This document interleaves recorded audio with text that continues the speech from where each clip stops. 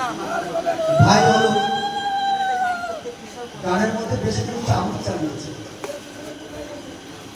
আমার মনে হয় এই চাবুকগুলো আমাদের দরকার।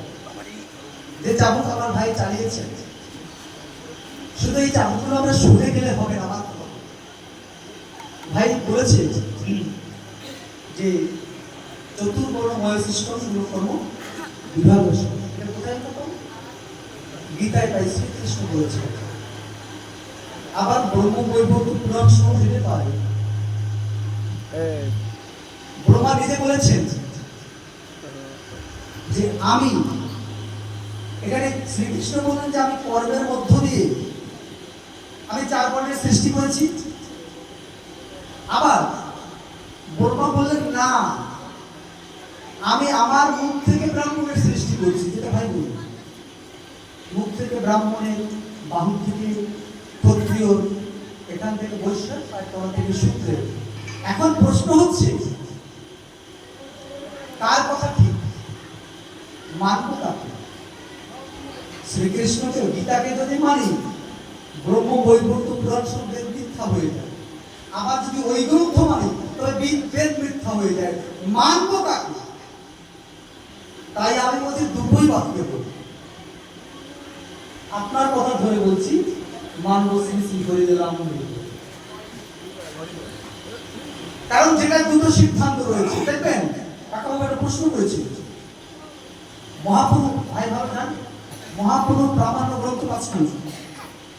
এই পাঁচখানা প্রামাণ্য ধর্মগ্রন্থে মৃত্যুর রহস্য 5 রকমের রয়েছে।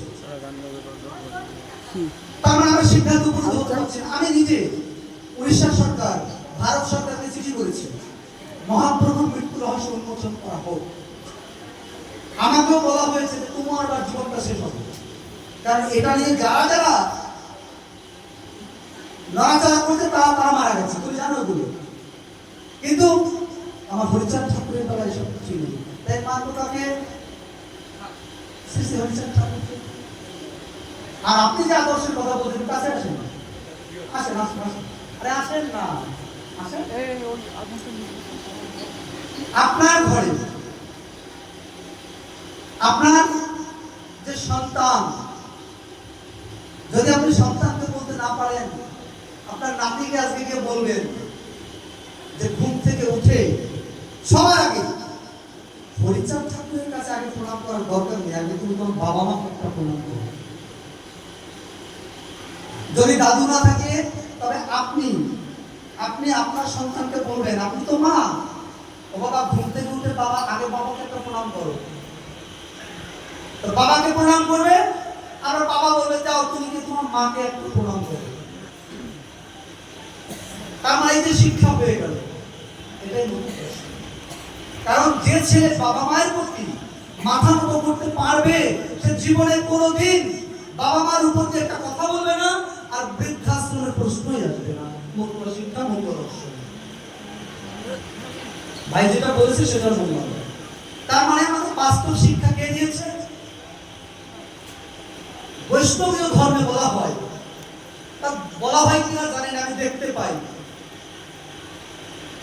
গুরুদেবের পা ধোয়ানো, জল খাওয়ানো হয়। শুধু সেটা নয়, কালরাত্রি আছে আমাদের এখানে, কালরাত্রি আছে আনন্দবাজারে 2006 সালে একটা ঘটনা বলছিল। তাই তোমার বাড়ির পাশে, নামটা বলবো, হাসকালি, তোমার হাসকালি, হ্যাঁ, মানবদার বাড়ির কাছে। তো মেয়েটা এনে পাস করেছে। এখন মেয়ে পাস করেছে, ওই বাড়িতে বিয়ে দেওয়ার পরে তার যে নববধূ, তার শাশুড়ি মা বলছে, আজকে আমার গোসাই আসবে, তোমার দেহটাকে বৃদ্ধাপন করতে হবে, শুদ্ধ করতে হবে। মেয়েটা তো বুঝতে পারেনি বৃন্দাবনকে দেহ শুদ্ধ কি করে হবে। ঘরের মধ্যে নিয়ে রাত্রিবেলায় গুরুদেব যখন দরজা দিয়ে দিয়েছে, যখন ওর কাছে যায়, বুঝতেই পারছেন কি হয়, মেয়েটা এনে পাশ মানতে পারছে না। মেয়েটা বলছে দরজাটা ভালো করে জমা হয়ে দিয়ে দিচ্ছি। দরজার দাসা দিয়ে গুরুদেবকে এমন পিটিয়েছে, পুরো মানুষ হাড় প্রায় ভেঙেছে। এই জেল থেকে কদিন আগে ছাড়া দিয়েছে। আনন্দবাজারে দিয়েছিল, দেখেছো না? হ্যাঁ। তার মানে মধ্য ধর্মের বিরুদ্ধে। এই শিক্ষা কি করে আসবে? যে সন্তান বাবা মায়ের প্রতি মাথা নত করতে শিখবে। মধ্য দর্শন হচ্ছে হরিচাঁদ ঠাকুরকে পেতে চান, গুরুচাঁদ ঠাকুরকে পেতে চান, এটাই তো বলতে চাইছেন শিক্ষা। চারটি, একটা টেবিলের চারটি পায়া, একটা পায়া আমার বাবা, একটা পায়া আমার মা, একটা পায়া আমার শ্বশুর, একটা আমার শাশুড়ি। প্রত্যেকটা মানুষ যদি তার বাবা মা শ্বশুর শাশুড়িকে কোন টেবিলের একটা পায়া যদি ভেঙে যায়, ওই টেবিলটা দাঁড়াবে না। ঠিক তেমনি বাবা মা শ্বশুর শাশুড়িকে যদি আপনার আচরণে তাদেরকে তুষ্ট করতে পারেন, তবে ওই টেবিল মানে আপনার হৃদয় আসবে, শুধু গুরুচাঁদ নয়, গুরুচাঁদের পথ চলে আসবে। মধ্য দর্শন। জয় গুরু।